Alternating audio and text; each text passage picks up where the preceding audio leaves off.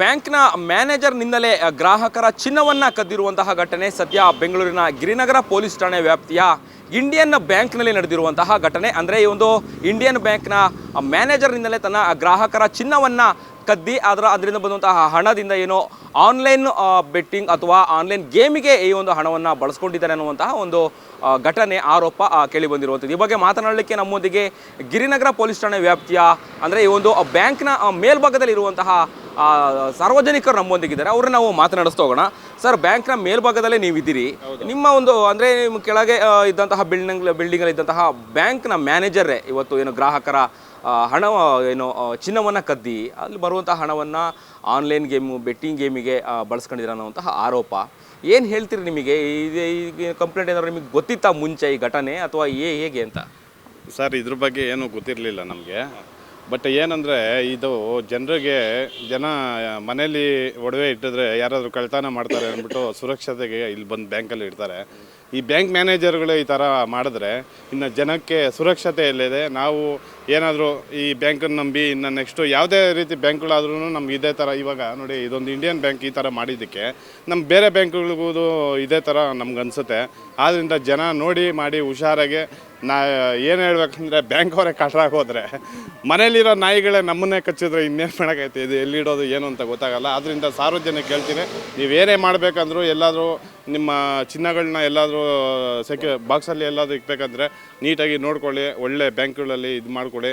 ಈಗ ನೋಡಿ ಎಲ್ಲ ಇದೆ, ಈ ಥರ ಪ್ರಾಬ್ಲಮ್ ಆಗಿದೆ. ಬ್ಯಾಂಕ್ ಮ್ಯಾನೇಜರ್ ಈ ಥರ ಮಾಡಿದ್ರೆ ಯಾರನ್ನು ನಂಬೋದು ಅಂತ ಗೊತ್ತಾಗಲ್ಲ. ಅರ್ಥ ಮಾಡ್ಕೊಳ್ಳಿ. Yes, okay. ನಮ್ಮ ಮನೆಯಲ್ಲಿ ಬಂಗಾರ, ಬೆಳ್ಳಿ ಅಥವಾ ಹಣ ಏನಾರು ಇದ್ದರೆ ಕಳ್ಳರು ಕಾಟ ಅಂತ ಹೇಳಿ ಬ್ಯಾಂಕ್ನಲ್ಲಿ ಇಡುವಂಥ ಸಹಜ. ಗ್ರಾಹಕರು ಬ್ಯಾಂಕ್ನಲ್ಲೇ ಈ ರೀತಿ ಕಳ್ಳರು ಇರುವಂಥದ್ದು ಅಥವಾ ಆ ಮ್ಯಾನೇಜರೇ ಕಳ್ಳನಾಗಿರುವಂಥದ್ದು ನಿಜಕ್ಕೂ ಕೂಡ ಎಲ್ಲ ಬ್ಯಾಂಕ್ ಖಾತೆದಾರಿಗೂ ಕೂಡ ಒಂದು ರೀತಿಯಾಗಿ ಇದು ಆತಂಕ ಆಗಿರುವಂಥದ್ದು. ನಿಮಗೆ ಈ ವಿಚಾರ ಏನಾದರೂ ಇಲ್ಲಿ ಯಾರಾದರೂ ಗ್ರಾಹಕರು ಬಂದು ಗಲಾಟೆ ಮಾಡಿದ್ರಾ ಅಥವಾ ನಿಮ್ಮ ಗಮನಕ್ಕೆ ಬರಲೇ ಇಲ್ವಾ? ಹೇಗೆ ಅಂತ? ನೀವು ಎಷ್ಟು ವರ್ಷಗಳಿಂದ ಬ್ಯಾಂಕ್ನ ಮೇಲ್ಭಾಗದಲ್ಲಿ ಇದ್ದೀರಿ? ಇಲ್ಲಿ ನಾವು ಸುಮಾರು ಈಗ ಒಂದು 6 ತಿಂಗಳಿಂದ ಇದ್ದೀರಿ ರೀಸೆಂಟಾಗಿ. ಬಟ್ ಯಾರು ಬಂದು ಇಲ್ಲಿ ಗಲಾಟೆ ಏನು ಮಾಡಿಲ್ಲ. ಅದು ಇವತ್ತು ನಾನು ಫೇಸ್ಬುಕ್ಕಲ್ಲಿ ನೋಡೋವಾಗ ಇದು ಥರ ಪ್ರಾಬ್ಲಮ್ ಆಗಿದೆ ಅಂದ್ಕೊಂಡೆ. ಅಷ್ಟರಲ್ಲಿ ನೀವು ಬಂದು ಇಂಟರ್ವ್ಯೂ ಮಾಡ್ತಾಯಿದ್ವಿ. Okay okay okay. ಏನು ಹೇಳ್ತೀರಾ ಬ್ಯಾಂಕ್ನ ಗ್ರಾಹಕರಿಗೆ, ಖಾತೆದಾರರಿಗೆ ಏನು ಹೇಳ್ತೀರಿ? ಸರ್, ಏನು ಹೇಳೋಕ್ಕಾಗಲ್ಲ. ಪಾಪ ಬಡವರು ಅವರು ಇವರು ಎಲ್ಲ ಅವರು ಮನೇಲಿಟ್ಟರೆ ಕಳ್ತನ ಆಗುತ್ತೆ ಅಂದ್ಬಿಟ್ಟು ಚಿನ್ನ ತೊಗೊಂಬಂದು ಇಲ್ಲಿ ರಕ್ಷಣೆ ಇರಲಿ ಅಂದ್ಬಿಟ್ಟು ಇಟ್ಟಿದ್ದಾರೆ. ಬಟ್ ಈ ಬ್ಯಾಂಕ್ ಮ್ಯಾನೇಜರ್ಗಳು ಈ ಥರ ಮಾಡಿದ್ರೆ ಇನ್ನು ಜನಗಳಿಗೆ ಯಾವ ರೀತಿ ಸಪೋರ್ಟ್ ಇರುತ್ತೆ? ಇದಕ್ಕೆ ಯಾವ ಥರ ದೂಷಿಸಬೇಕು, ಯಾರನ್ನು ದೂಷಿಸ್ಬೇಕು ಅಂತ ಗೊತ್ತಾಗ್ತಾಯಿಲ್ಲ. ಬ್ಯಾಂಕ್ ಮ್ಯಾನೇಜರ್ ದೂಷಿಸ್ಬೇಕಾ, ಸರ್ಕಾರನ ದೂಷಿಸ್ಬೇಕಾ, ಯಾವುದು ಅನ್ನೋದು ಗೊತ್ತಾಗ್ತಾಯಿಲ್ಲ. ಮುಂದಿನ ದಿನಗಳಲ್ಲಿ ಯಾರೇ ಆಗಲಿ ಖಾತೆದಾರರು ಒಳ್ಳೆ ಬ್ಯಾಂಕ್ಗಳನ್ನ ನೋಡಿ ಸೆಕ್ಯೂರಿಟಿ ಡೆಪಾಸಿಟ್ ಮಾಡಿಸ್ಕೊಳ್ಳಿ, ಅಲ್ಲಿಡಿ. ಆಗ ನಿಮ್ಮ ಒಡವೆ ಆಗಲಿ ದುಡ್ಡಾಗಲಿ ಸೇಫಾಗಿರುತ್ತೆ. ಈ ಥರ ಬ್ಯಾಂಕ್ಗಳನ್ನ ನೀವು ನಂಬಕ್ಕೆ ಹೋಗಕ್ಕೆ ಹೋಗಬೇಡಿ ಅಂತ ನಾನು ಹೇಳ್ತೀನಿ.